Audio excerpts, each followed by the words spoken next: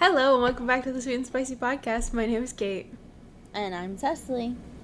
And today I have a special treat A special because treat.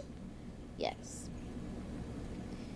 Um it is November and here It in is. the questionable United States of America, it is Native American History Month or Indigenous Peoples History Month. It's your month. And it is, well, I mean, and that's kind of the whole thing with this book. It is a romance story, but it does tackle a lot of themes. Um, so, like, obviously, I grew up not on the reservation. I didn't grow up with the tribe. I didn't grow up with a, like, I refuse to call it a legit connection because that's kind of the whole discourse and problem right now.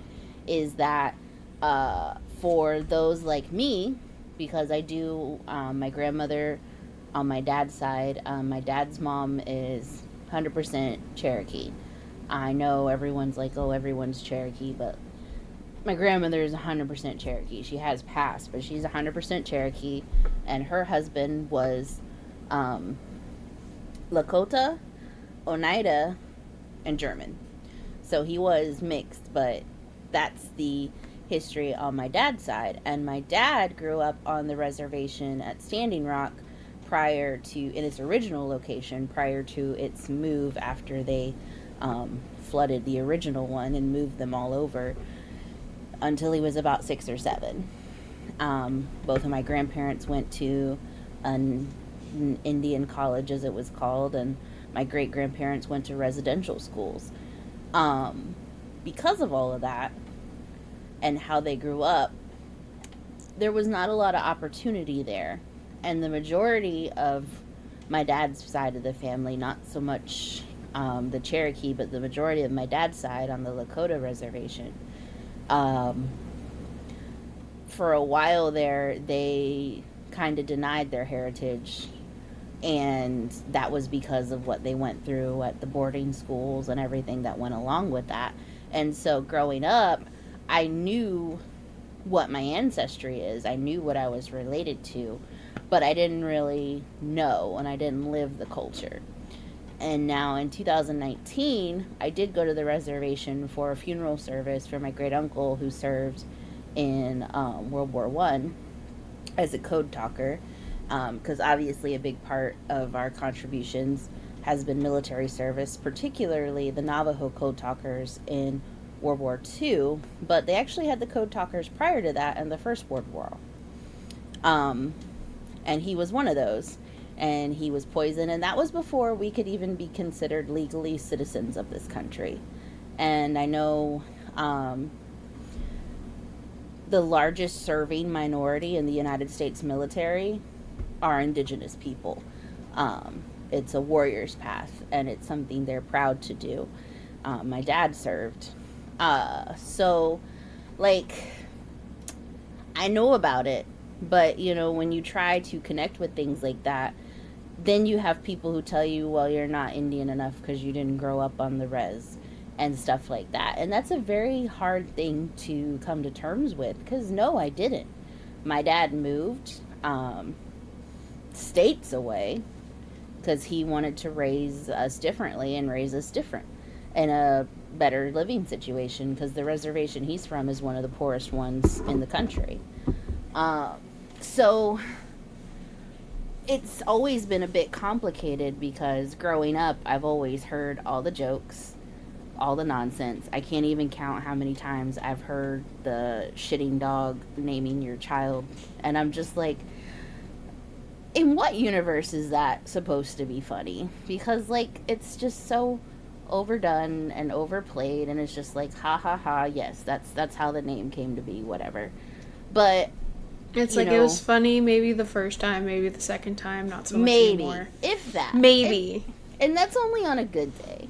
And then Yeah. so for me, I know I didn't really have a word to put to it until now. They talk about representation, and that's 100% when I learned that because I grew up in the 90s. We didn't, discourse had started about different things like that, but not the way it is now. And I didn't have representation. The closest thing I had to a Disney princess was, Jasmine and Pocahontas. And I loved Pocahontas as a kid. That was my thing. Everyone called me Pocahontas. My hair was much longer. And I was outside playing all the time. I was way browner than I am now. And then you grow up and find out the real story of Pocahontas. Exactly. You learn the real story and you're like, oh, dang. That was like my one childhood thing that I had, though. And, people always...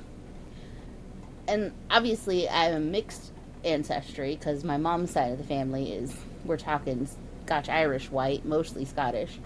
So they're ginger white. And, people don't understand and they don't know what to say and they just, it's hard to explain and people kind of want to make fun. And it's like, listen, I had no representation. I had Pocahontas, I could pull off Jasmine, and then we had Tiger Lily and Peter Pan. But I gotta tell you, I hate that movie because the rest of the part is garbage. And so I always, it just wasn't fair. But I never knew how to put words to that until now when everyone talks about representation, because that's the thing. I had no representation. When we played princesses at school, I never got to be the princess because I didn't look like the princess. Yeah. And you think about it and you're like, okay, boo-hoo, that's your, whatever. But, at the same time... At the same time, that's a child who is being told she can't do something. Yeah, it's like granted, I love Ursula and I'm the villain, but we put on a small production of The Little Mermaid in class and I was Ursula. But I was Ursula because the redhead got to be Ariel. Mm-hmm. And I couldn't be anybody else, so I got to be Ursula. You're relegated to the villain. And it's something that's just... It's very hard to put into words lately because everything is so politically volatile. But when I went to visit in 2019 and I met lots of my family, I realized even though I wasn't there, my dad still carried elements of the culture with him. And there's different things that he did, like the way he pointed, the way he constantly, would crack jokes or rile people up. It's very much a cultural thing.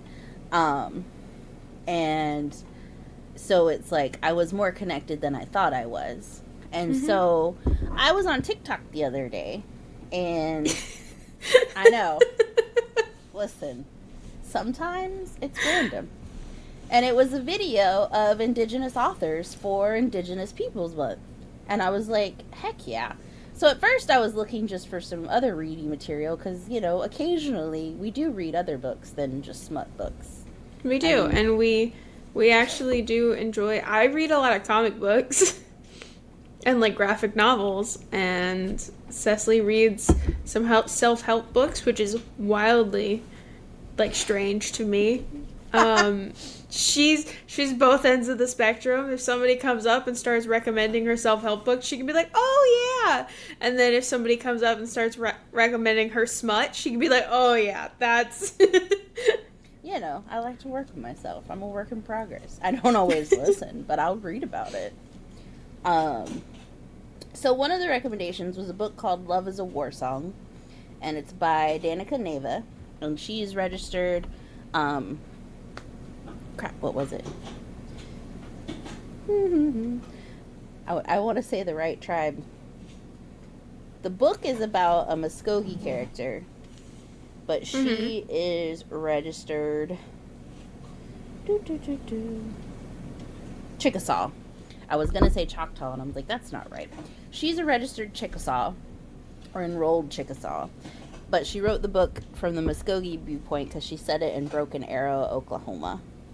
And so basically, this story is called Love is a War Song, and it's like a Western romance, a little modernized, but it's also like a taking back from the genre, because obviously if you dig deep enough, and they even mention one in the book, there's some old school romances where it's the white lady in the Western, and she runs off with the quiet warrior out into the plains. So, like, stereotypes are everywhere. So I read this book, and I actually loved it. It actually moved me to tears, which I don't know that it will move everybody to tears. It probably just kind of made me cry, more so from my own personal connection to it. I don't expect everybody to cry reading it, and I realize it's probably not logical that I cried, but I cried. So Before we get too far into this, I know that you can literally just see this thing over my shoulder. Nobody worry, nobody panic. My house is not on fire. It is in fact a candle. I realized that while you were talking, and I was like, I can't say nothing. I was like, I'll just wait. And then I realized, like, it's just getting progressively, the flame on it is just getting progressively bigger. So I was like, I should probably say something. It is an open flame. It is. So, it's 2 open flames. It's a double wick candle. Oh, snap. I'm fancy. So, Love is a War Song. The main character is a girl named Avery Fox. And she is Muskogee. Her mom is from Oklahoma. Wait. And triggers. Oh, yeah. There's a few of those. Hold, please. Triggers first. Hold, please. There's not too many, but there are a few. Obviously, if you're like me, it's the elements of self and, reconciling. Loss of family members, addiction, references to the term savage, anybody who believes... Yeah, that's pretty much it. I will say there's some... there's a handsy guy at a bar. He doesn't get anywhere because the main man saves her. But, that's in there. But it's not too bad. It's only a 1.5 on the spice scale.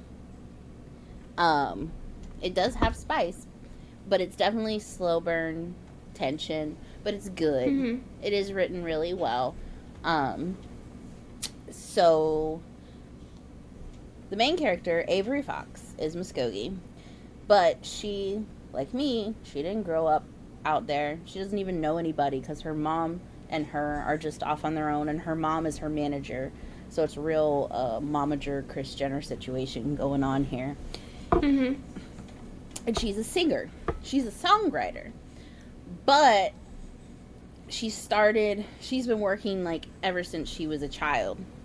Her mom's had her, like, doing baby modeling and photo shoots and stuff like that. It talks about her having, like, a part in a kid's, Do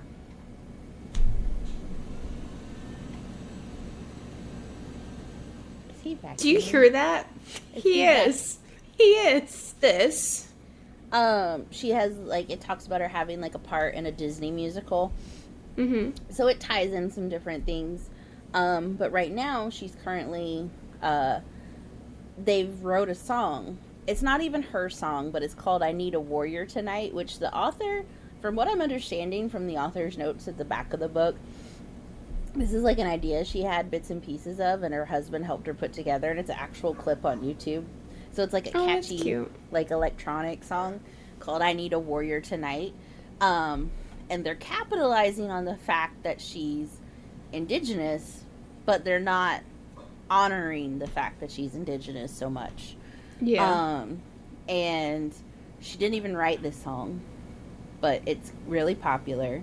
So it opens up, she's in the middle of a video shoot for the music video, and she is wearing some kind of outfit, and she's got all these guy dancers with her who are, like, in loincloths.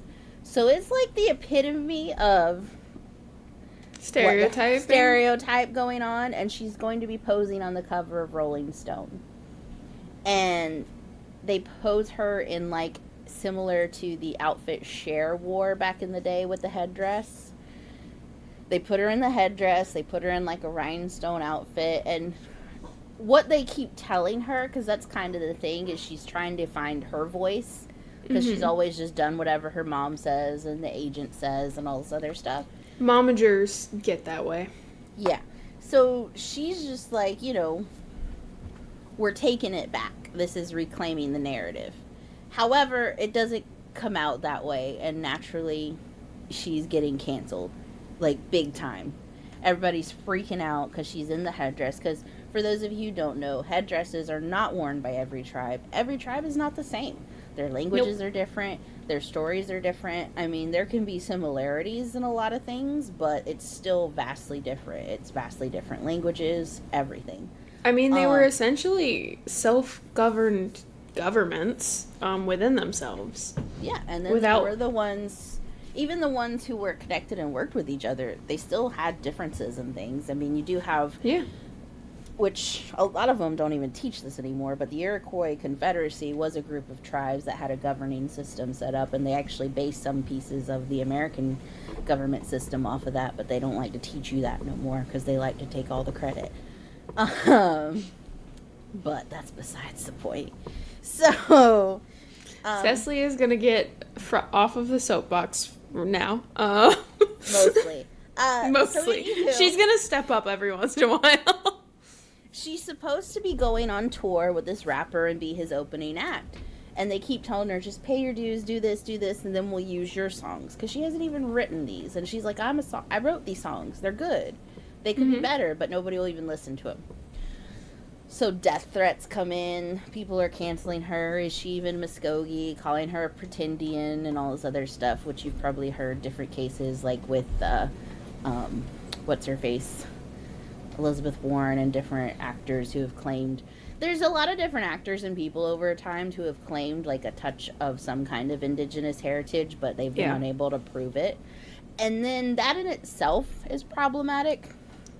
Because the proving it,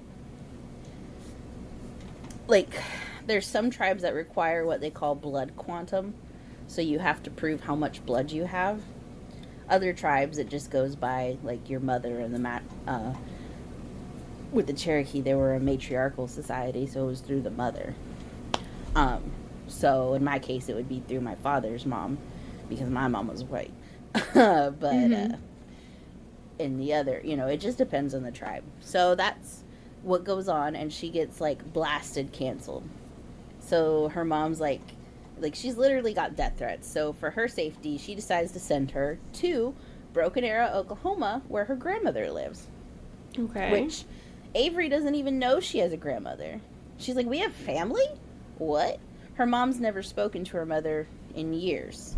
She left home, had Avery. They've been on their own ever since. So she goes to go there. She's not even flying. They stick her on a Greyhound. And she's got all her luggage, and she's like, I don't even know what to do. Her purse gets stolen.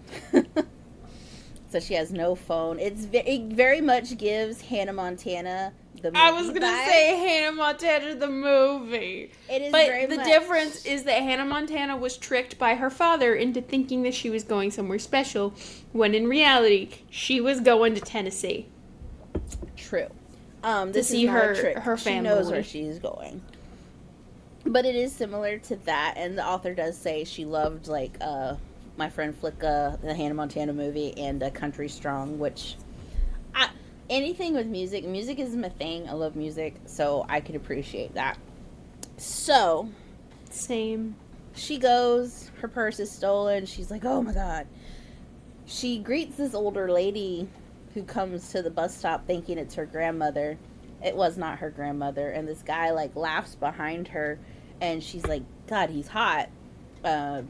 He's clearly native, dark hair, dark skin, cowboy. Please tell me that's who Grandmama sent to get her. It is 100% Lucas Iron Eyes, who is one of her ranch hands that she sent to fetch her from the bus station, and they do not get along at all. He thinks she's problematic, and, like, immediately assaults her, immediately tosses her luggage casually in the truck. She's frustrated, her phone's been stolen, she's having a day, her social life is everything, like, not that she had a social life, but, like, her social media presence, everything is trash because of what's going on. Her fast track to a career that she really wants is dead now. Yes, because she doesn't even want to be doing what she's doing, it's just what the agents and her mom keeps pushing down her throat, which her mom was all like, because she was like, Mom, they're saying I'm not even, part of a tribe and all this. And she's like, what do you need to be enrolled for? It takes paperwork and stuff. She's like, I birthed you, obviously. So, like, which that's fair. Sometimes it's very frustrating. I know. I'm not actually enrolled, but that's because one of the tribes doesn't let you be double enrolled, and I kind of find that to be annoying. So I've just kind of sat on it until I feel what's right in my spirit, which direction to go. Because I could enroll in either one. But, so she's not even enrolled either. And so that's like everyone's canceling her online and calling it offensive and all this other stuff and saying she's not actually one of us. And that's even, it goes beyond just what people in the main arena say, because I can tell you that even in the reservation, opinions are split today, because I know my dad always referred to himself as an Indian, and when we met some of the family, some of them referred to themselves that way, like, I'm just an Indian, I don't know anything. And like, which I take that more so also, it's one thing if we're saying it to each other, but if someone else calls you that, it's different, which I know people have words about that too, but it just kind of is how it is. I think every community has words that people have used to, you know, make them feel less than. And, you know, the communities oftentimes will take them back and use them in ways that aren't like that. And I think that's really beautiful to kind of take back power in that way. So, I mean, there's so many different communities that is a thing in. Yeah. And so they've always called, you know, my dad always called himself an Indian, and I've always said Indian, Native, and now it's Indigenous, and it's like, you know, whatever. Sometimes I just go by the tribes, because that's easier. Like, I'm Lakota, I'm Cherokee, that's what I am. So, that is who Grandma sent to pick her up. His name is Lucas Iron Eyes, and he's hot.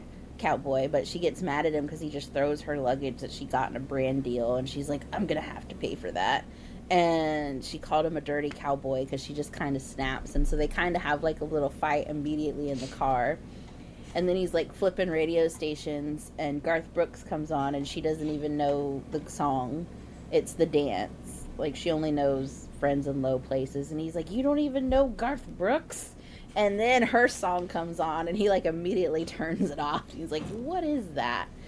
And they just completely get off on the wrong foot, and it's hilarious. So he's like, that's not country. Next. That's not, like, he's not down with any of it. He's like, what are you I mean, to be fair, singing? neither is she. To be fair, she's not, but she's also like, I have worked hard on this, so she does get her feathers ruffled and, like, kind of argues with him. And she talks, but then they, you know, they make amends and kind of just talk a little, and then he gives her, like, a power bar in the truck that he had because she was hungry. They get there, she meets her grandmother, and her grandmother's like, no, don't call me grandma, call me Lottie. She owns a ranch, a big horse ranch, and they breed horses, and they used to have, like, sell tons of race horses and everything, but things have gotten, the business has kind of dwindled down, it's just not the same. But she still has Lucas, Davy, and Red as ranch hands who help her. Red is actually like a cousin twice removed or something. So she's excited. She's like, I have family. She's an only child with her mom. She's always wanted a sense of family and belonging. So she's like really trying to make this work and make the best of the situation. And she hates how she got off on the wrong foot with Lucas. And she hates how hot she finds him. So she's like, I should not be attracted to this man that hates me. Correct. I feel like is my microphone really loud? A little loud, but not too bad. I feel like it's really loud. Like, I'm way louder than you are. I don't know. I'm so sorry for this little weird intermission. That should fix it. So, she does actually talk about that in the book and, like, how she needs therapy because she likes this man who so obviously hates her. Honestly, though... Don't we all? Me and my husband hated each other. You can ask your husband. We did not like each other. It happens. It does. She settles into life there, and first morning there, Grandma wakes her up bright and early at 5:30 to go to work. puts her to work with the horses. So her first day, she leaves the gate open and 4 of the horses run off. Please tell me Grandma makes her and the hot guy go get them. No, the other guys go get them because first she was kind of talking to her, introducing her one of her horse, but her grandma kind of shuts down whenever she tries to ask questions about her mom and stuff because they had some big fight. Yeah. So Lucas is like, you guys go get the horses, I'll take care of the liability. He calls her a liability. And she kind of has it out with him, and, like, she ends up cleaning water troughs the whole day and everything. And they lecture, like, he tries to teach her different things. And she, like, is annoyed, but, like, you know, she actually enjoyed it, even though she's kind of, like, scared of the horses a little bit at first. And one of the horses does, she goes to flip hay, and it gets in her hair because she doesn't throw it right, but they show her how to throw it right. And then, like, she had hay in her hair, and one of the horses bites it, so she has to, like, cut some of her hair because it literally bit off some of her hair. Oops. So, you know what, though? That does happen. I mean, horses be horsing, so. They'll do it without the hay in the hair, too. They'll just I was going to say, I think I've had my clothes grabbed before, and I'm just like, no. So, anyhow. I like horses. I've always been around them. My aunt had them when I was growing up, and I would ride them. But, yeah. You gotta be careful. You do, because they will kick the ever-loving out of you. So, there's a lot of tribes that have a rich history of rodeo, from taming the horses on the plains and everything. So,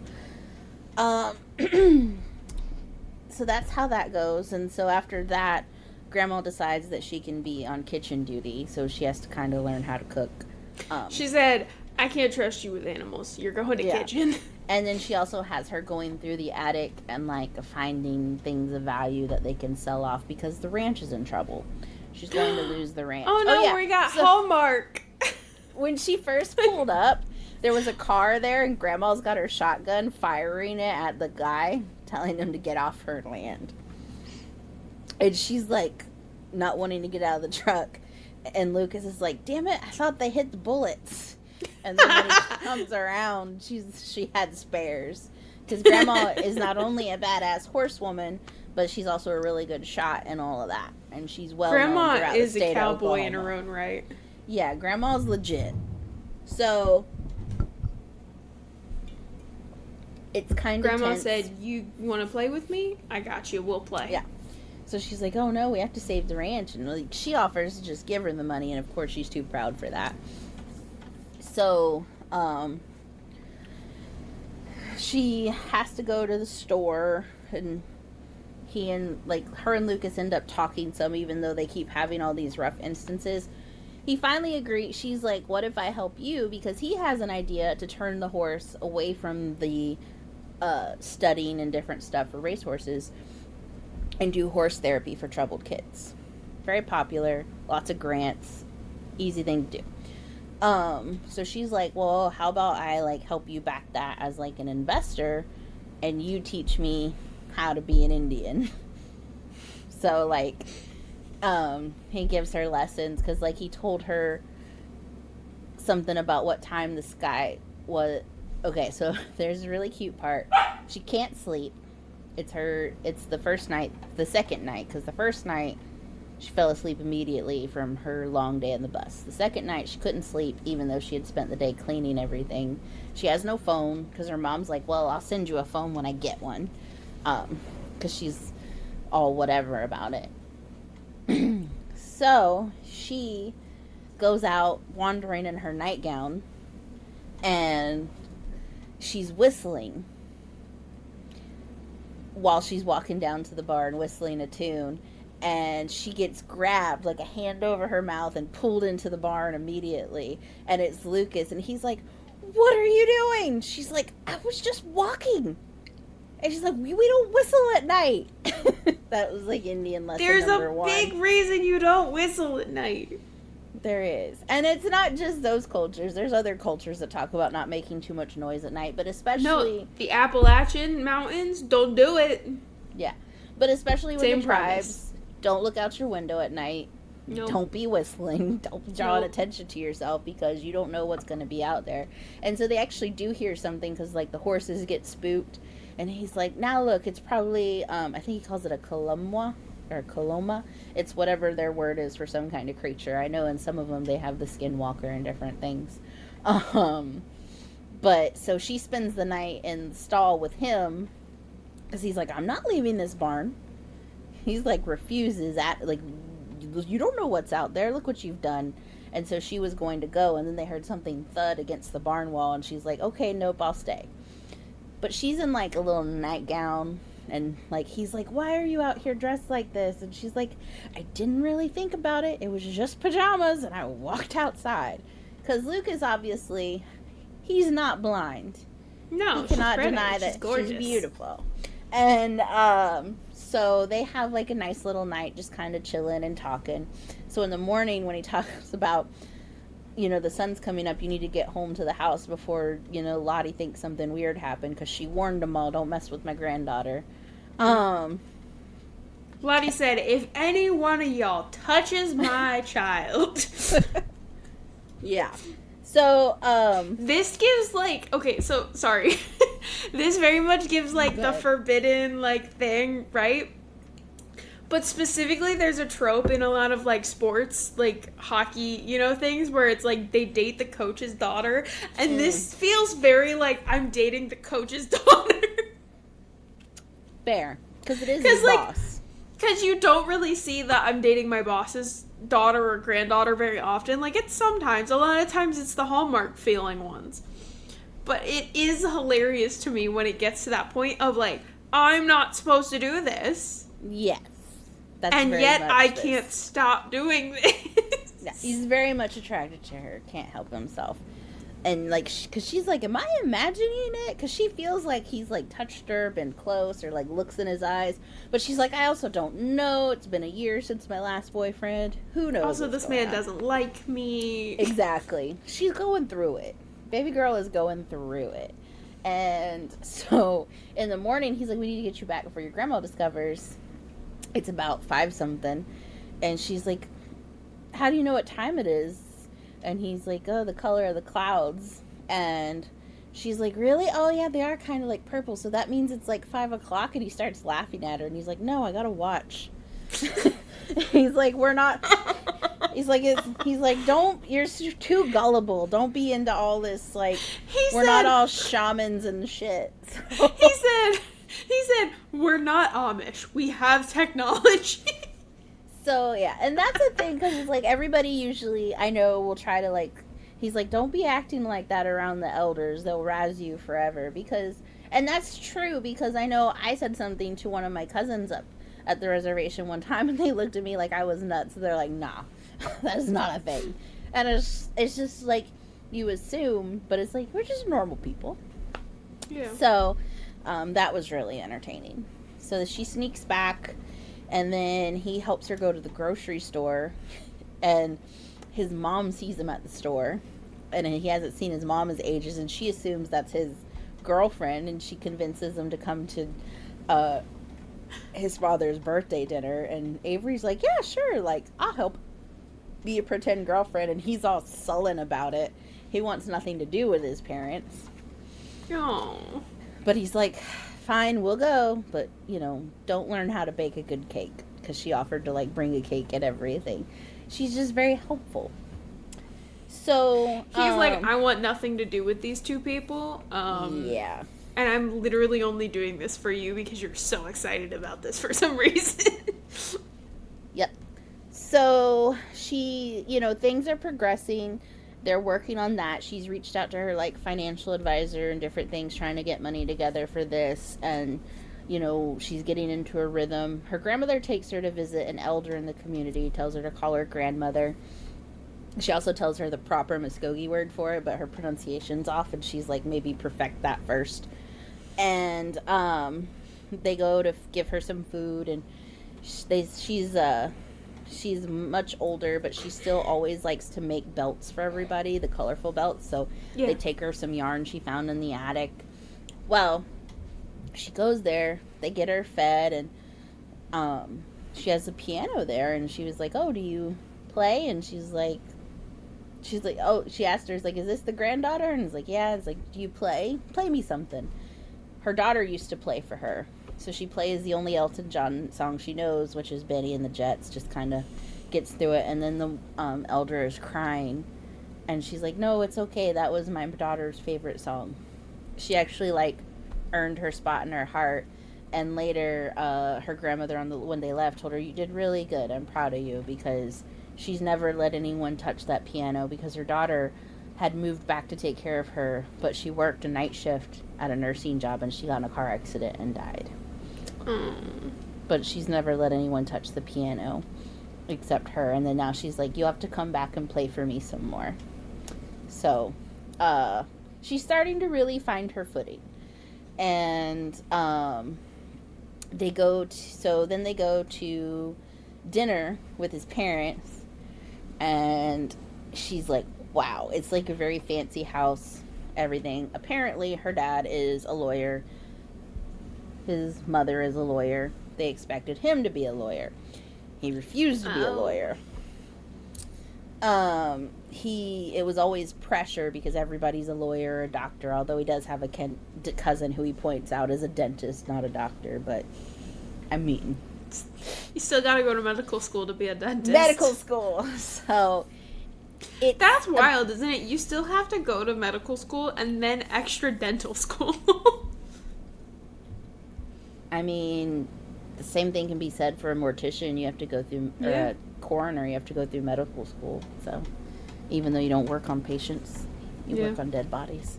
I mean, you gotta know how something works to troubleshoot why it died. That just sounds so wrong, but it's true. So, anyway. I said it in a very engineering, mechanical way, to be fair. I know. Oh my gosh. Anyway, so they go to You need to know how to build the car to figure out why the car died. Cecily. Got it. Better.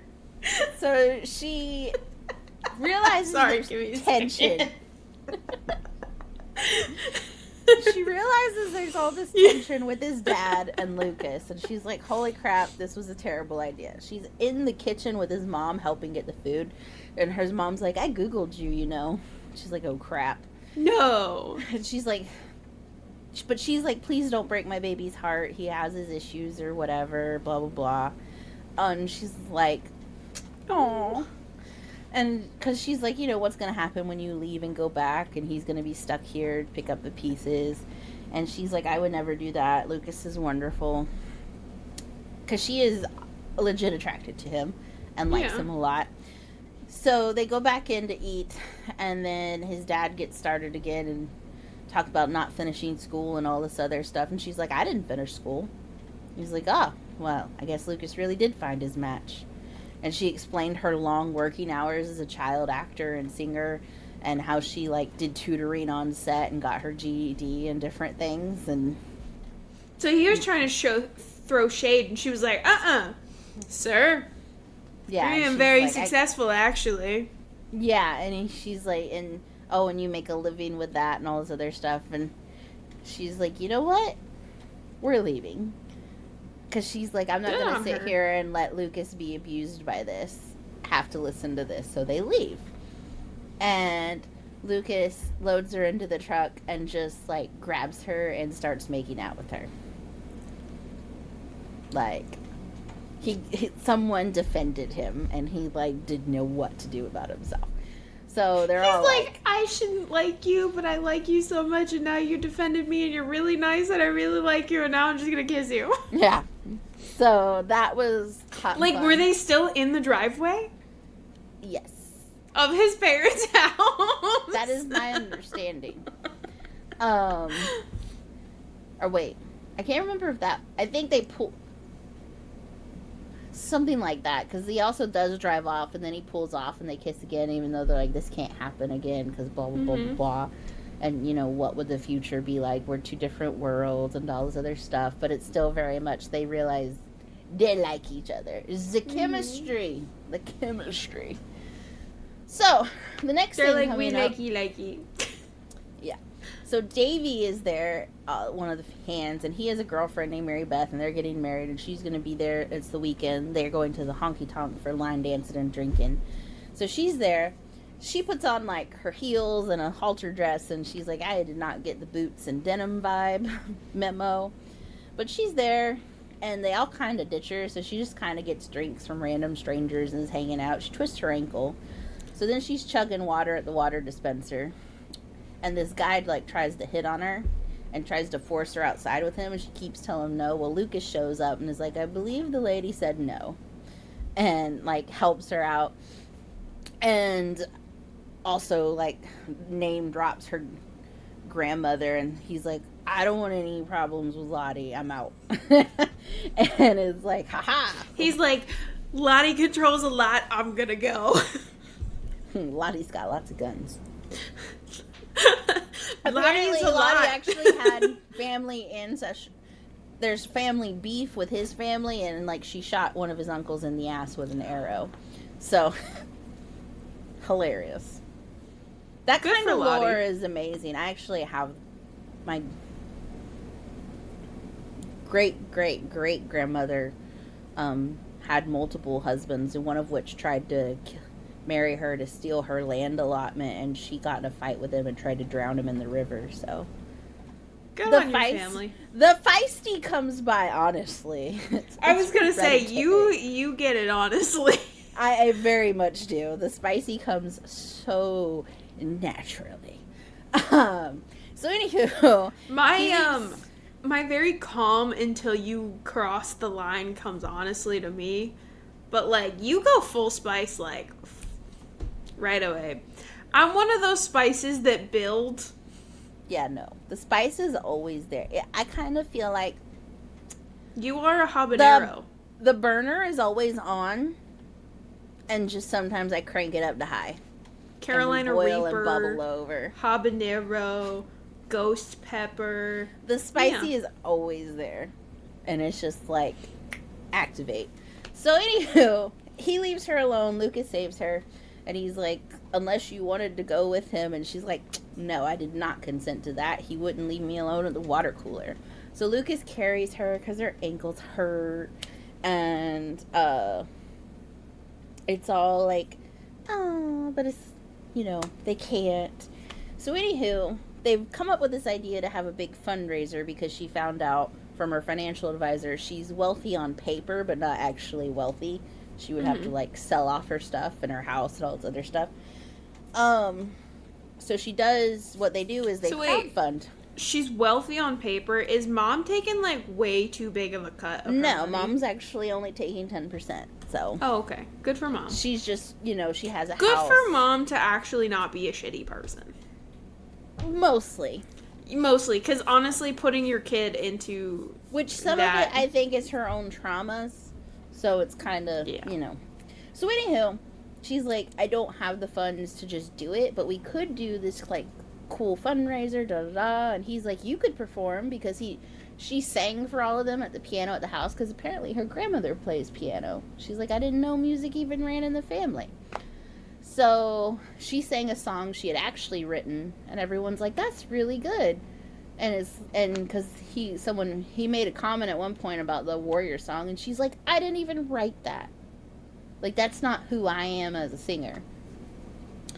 So the next thing coming up is they're having this stickball tournament, which stickball is an indigenous sport, been around for ages. And they're having a stickball tournament, and Lucas and Davy are going Cecily, to play. can you explain stickball to those of us who don't know what stickball So, is? I mean, it's literally sticks, and you catch the ball or scoop it off the ground, and you have to, like, hit this pole. Oh, okay. I do know what stickball is. Okay. Yeah. So, that's stickball. I mean, it's been around for ages. I don't know if it's necessarily just an indigenous thing. I feel like lacrosse is a little bit comes from it. But anywho, stickball tournament. The vibes are getting spooky again. Lucas and Davy are gonna play. So she's there, chilling, hanging out, just planning to watch the day. And everyone gets, because this woman shows up named Molly, who's like a beast on the stickball field. She was supposed to be at some other tournament, but she's here, and she's like ruthless, throwing elbows, because it's vicious, okay? So, it's like rugby and lacrosse had a baby, right? Yeah. It's like their great-grandfather, so. Yeah, it is, to be fair. So, they're all like, well then, turns out one of their players is out, so they need a backup. So they ask Red, and Red's like, I'm already 3 beers in, man, and Red's older, with bum knee.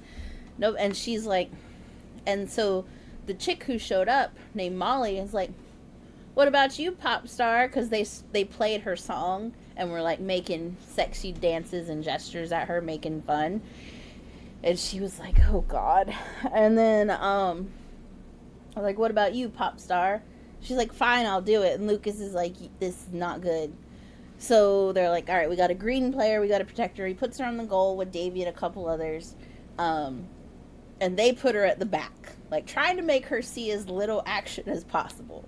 However, here comes the ball, and they're like, get it. So she scoops it, and then there's no one for her to pass it to, and Davey's like, run, find a blue shirt. So she's running, she sees Lucas, she's trying to get to Lucas, she launches the ball, but as she launches the ball, Molly tackles the shit out of her. She blacked out. When she came to, she's just looking up at a bunch of players, and they're like, you alright? Literally, her veneer came off. They busted her veneer. But,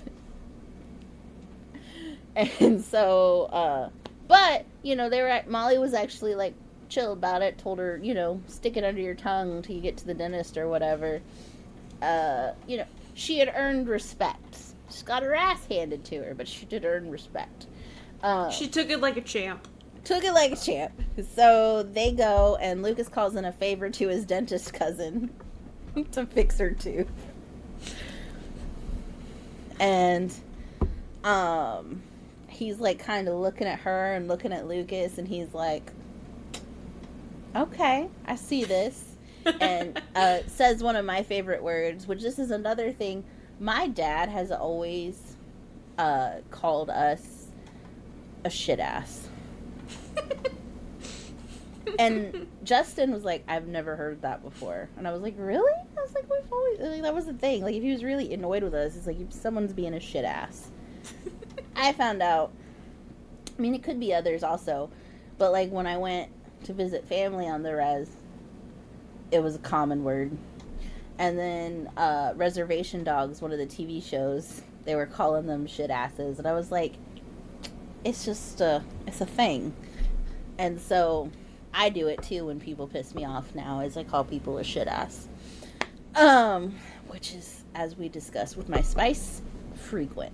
So, anywho, his cousin like speeds up in his BMW, and he's like muttering shit ass under his breath about his cousin.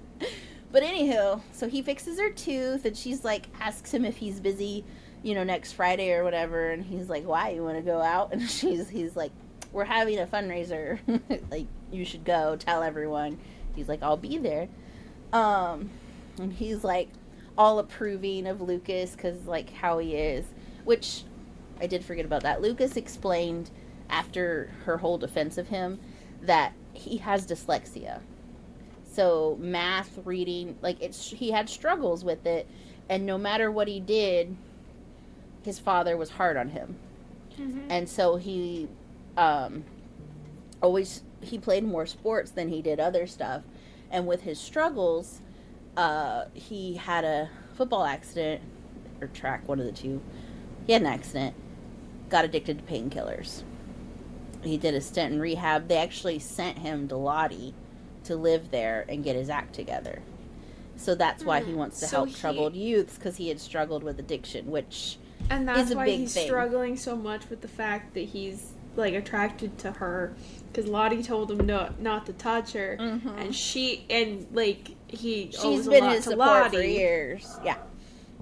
But, he's all up on her every chance he can get now. So... He's like, yeah, no, you open the floodgates now. Can of worms opened. So, after that, she ends up back home, and her mom's there. Because she's gone number 1 in the UK. And the UK doesn't care about her being canceled over in the US. The country, the vibe, the Americanism of it all is really big in the UK. So they want her to go on the Graham Norton show for an appearance. So her mom's like, we gotta go. Like, completely disregards Lucas, all this other stuff. She's like, you don't need to be tied down here to that. Absolutely not. I've worked too hard. Da da da. And then she's trying to get, like, her family to talk to each other. It's not going well. So she, like, goes upstairs. She's like, I need to go upstairs. It's been a long day. But she stops at the stairs because she hears her mother and grandmother arguing. And her mother talks about getting pregnant with Avery. And how her mom's pastor at the time, like, came and talked to her and told her she was a sin and was really awful. And all this other stuff was really horrible because she kicked her out because she was pregnant out of wedlock. Mm-hmm. And she's like, I don't go to that church since then. I don't have anything to do with that. I am sorry. I've tried to tell you I'm sorry. You never let me contact you. I couldn't ever reach you. She couldn't even reach her to let her know when her grandparents died. And her mom is, like, really sadistically petty at that point and says, yeah, well, all you're wanting, the bloodline and all this, I got knocked up with some loser in the bathroom, and that's what happened, so there's your precious bloodline. Avery freaks out because she's like, I was born out of spite. Like, she just has a whole meltdown, runs off to the barn, hops on her grandma's horse, goes for a ride. Everyone's like, Avery, what's going on? Like, what the heck? Well, while she's off on the horse, storm comes up, because we're in Oklahoma. And it's actually, then the siren goes off. And she's like, oh crap. She's trying to get back to the barn in the right direction, because Lucas told her how to figure out north, south, and east, and west. And, she is struggling, but then she hears Lucas. He came to find her on the horse, a different horse, and so he hops off the horse and sends him Peso away, and then hops off her horse and smacks him away, and because you're supposed to hop off your horse so the horse can go wherever and not throw you because it's going to freak out in the storm. Mm-hmm. So he's like, we got to get to shelter, and she's like, can we make it back? And he's like, there's another place. It's a little farmhouse nearby. And she's like, whose place is this? And he's like, mine. And she's like, you live in a trailer at the ranch. And he's like, well, I just bought it. I bought this with all my money I had saved since I was 16. It's 50 acres. It's not 150 like the other ranch. And it has, like, a cellar. He's like, there's no electric or running water yet, so I can't live here. But they get into the cellar, and then they have spicy time in the cellar. Because, like, they talk, and she explains what her mom said, and he's like, listen, the women in this family have a heart of gold, but they can be really catty and petty when they want to be. And I was just like, oh, yeah, I know what that's like. Anyway, so he talks to her, and they have a sweet moment together, and then they have a little again in the morning before he walks her back home. And her mom's like, oh, my God, thank God you're all right. We've got to go. And she doesn't want to go because the Graham Norton show appearance is the same day as the fundraiser to save the ranch. And she's like, let Lottie worry about her problems. And Lottie's like, I'm fine. Go do, And it's like a whole thing. And she's upset. And she tries to say goodbye to Lucas. But Lucas had went to town because her mother had, like, dismissed him. And, didn't fire him, but just kind of made him like, this is family business, go away. So she said goodbye to the other two, and then she drove because Lucas had helped her, learn to drive again because she had a license, but she didn't really drive in LA. And then she goes driving all over the town trying to find him. She can't find him. And so she leaves, gets on the plane, and she's just devastated the whole time. So her friend, Chelsea, who you met at the beginning, who was hooking up with the rapper and stuff, but is her makeup artist. She sees her, they're in London. She's getting ready because she's doing all these interviews and getting ready for the show and all this other stuff. So she kind of talks it all through with her and talks about Lucas. And she's like, oh, honey. And she's like, have you ever been in love before? And, like, explaining, she's like, I don't, my heart's not in this and all that other good stuff. And then, they're like, come on, you got to get ready. So she's doing her hair and makeup. And she tells her, you need to go back and find him. You know, you don't have to be here for all of this stuff. And because a lot of it is, like, talks and things that her mom can do. So she doesn't have to be there. And so the stylist comes in and she's like, I've got 2 words for you. Assless chaps. And she's like, oh God. Like, no. She's like, please, can we put something under there? And, like, she tries to, like, give some opinion. And she tries to play her song for her agent. And he's, like, totally ignoring her. No one cares about hearing her actual voice. And it's very frustrating, and she argues with her mom, and then she's like, you know what, you're right, I'm leaving. And her mom's like, Avery, you can't go, da, da, da, da. And she's freaking out, and she's like, Mom, I have to, I love him. And she's like, he's just some ranch hand, da, da, da. And she's like, no, this is where I want to be, this is what I want to do.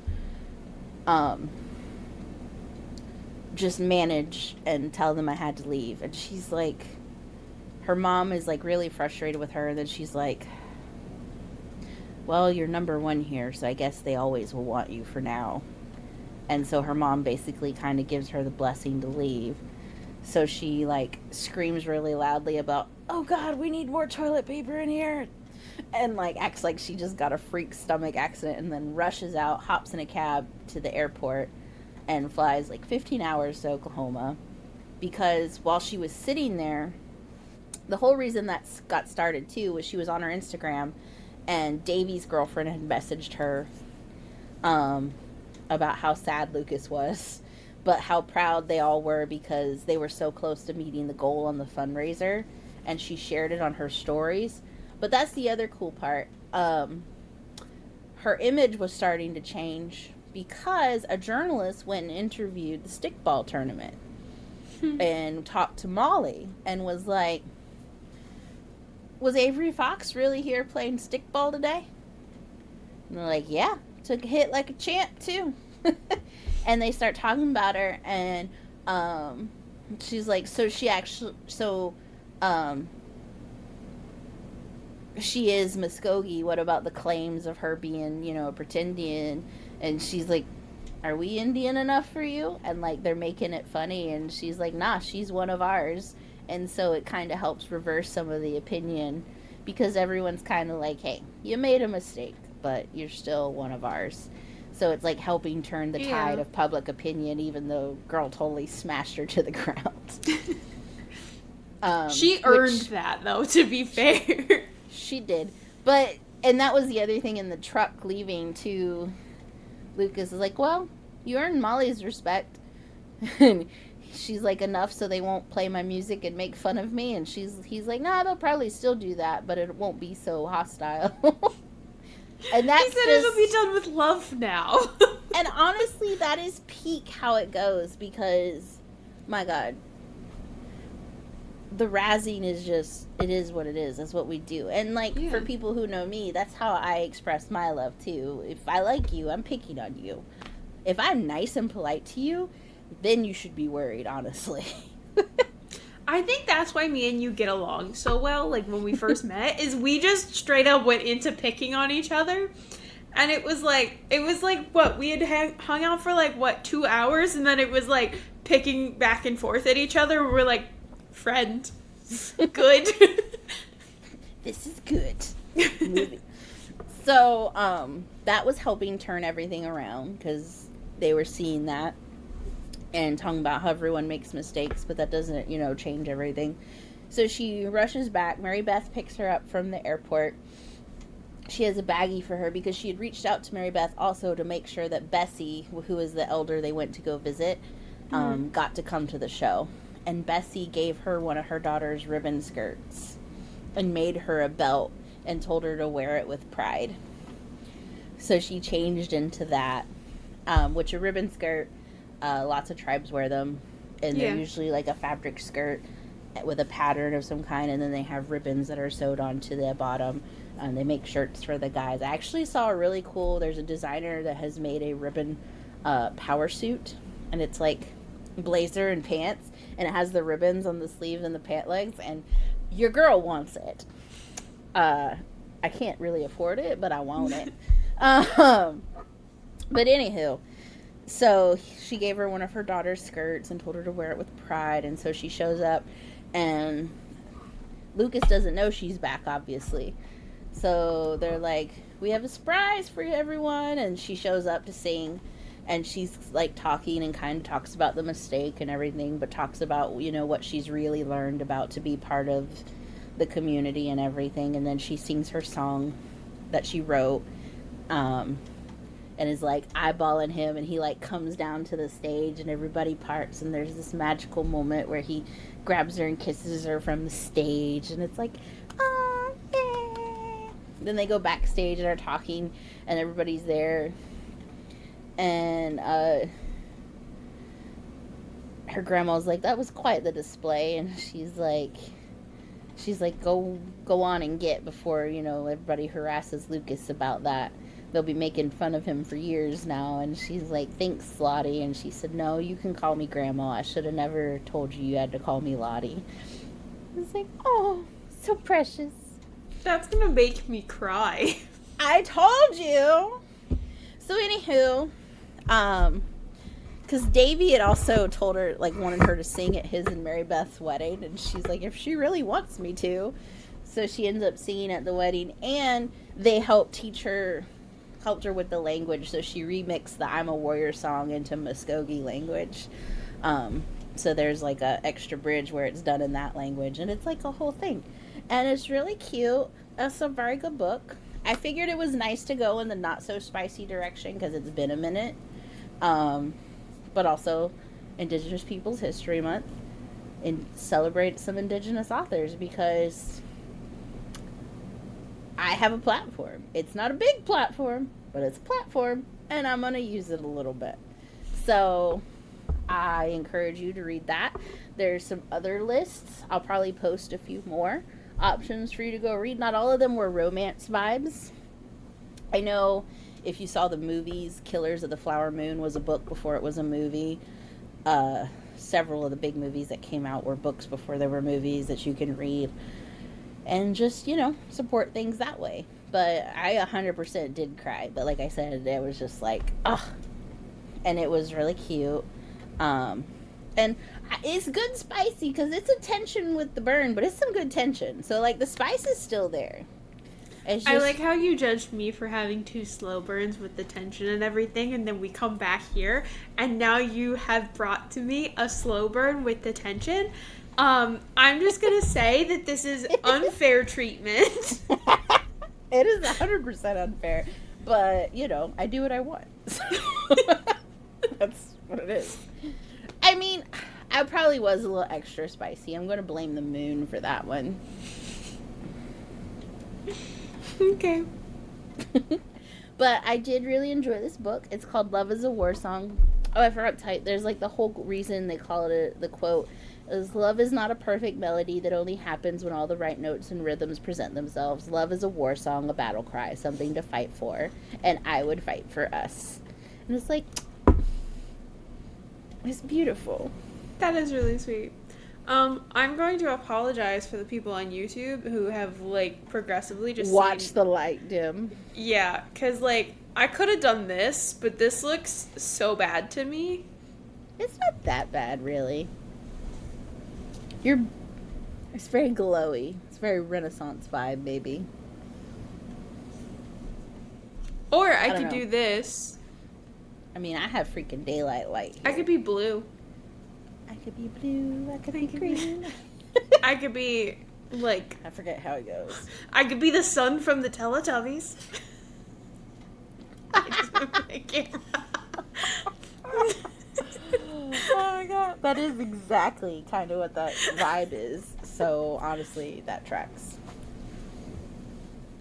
Wait, did you just say that that's exactly my vibe? No, what? because of the look, the vibe of the look and everything. Yes. I'm so sorry to those on YouTube. Kind of like a this is baby. Why I was what? I'm what? What did you say? I'm gonna have to listen to this back again because my ADHD really didn't hear you. I said you are kind of like a giggly baby. I am. Okay, so. Yeah. Honestly. Fun fact, I was on Cheerios boxes when I was a baby. I didn't even know that. You didn't? I thought I told you. I'll send you pictures. My grandmother, like, because when I was little, I was like 1 or 2 years old. It was like a Gerber baby, yeah. But on Cheerios boxes, they would put like 3 kids on the box, 3 to 4 kids on a box on the side panel. And it was basically their parents or their grandparents or somebody would submit pictures of the kid and why they ate Cheerios. So my grandmother was like, I eat Cheerios to be heart healthy so that I can see my granddaughter grow up and graduate from college. And you know what? She did. That is adorable. Or from high school or something like that. So, yeah, it was very sweet. It was very cute. I'll send you pictures later. Maybe we'll put them up on the Instagram. Kate was on a cereal box. So, those of you who were alive between the years of 2001 and 2003 and ate Cheerios, you probably had me in your home.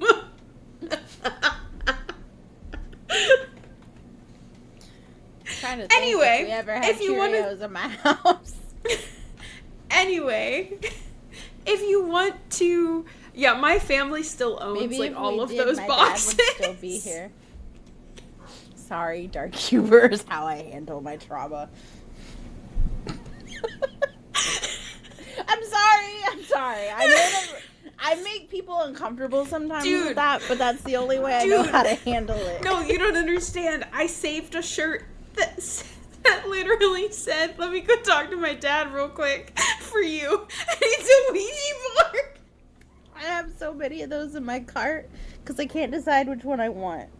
I almost bought it for you, but I was like, you know what? I bet she's already got these somewhere. I haven't yet. Like, I see them and I want them because there's one that says, what are you going to do? Tell my dad?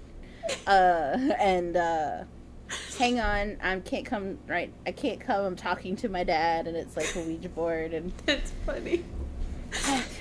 Sometimes you just got to do the dark humor to deal with the sad. So yeah, my family all has like 3 or 4 boxes each of that Cheerios box. I have one in my bedroom right now, honestly, because my grandmother sent it to me. Huh?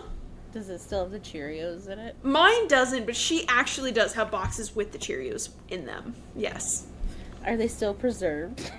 I mean, they're in the plastic bag. Who knows what they look like. I bet you could, like, pop those open and eat them with, like, whatever preservatives they're putting on them. No, probably not. I don't know. My grandfather has one in his garage and has had one in his garage for years. His garage has had mice. His garage has had rabbits. His garage has had all kinds of different things. A fox or an opossum once. That box of Cheerios still has the Cheerios in it. It is untouched. They're protected Cheerios. So I think that's funny. But... Anyway, if you'd like to see a picture of Kate on a Cheerios box when she was a baby, we'll make that happen because we'll put it on the Instagram because that's funny. But you can follow us on Instagram, Sweet and Spicy Pod. We're the same thing on TikTok and on YouTube. For those of you who are listening, you can listen to us on Spotify, not Apple Music. We are not on Apple, but you can listen to us on Spotify, Amazon, and Audible. And I believe there's a couple other places. I'm not 100% sure on them, though. So, please follow us. We're Sweet and Spicy Podcast pretty much everywhere. Or it's Sweet and Spicy Pod. Please follow us somewhere. We have TikTok, we have Instagram, we have YouTube. Please, we post things. Not very often. I'm so sorry. We're getting better. But we do post things. We're working girls. So. We are. So, We're I mean, career if boss y'all babes. follow us and we can start monetizing, we can be more post more. active.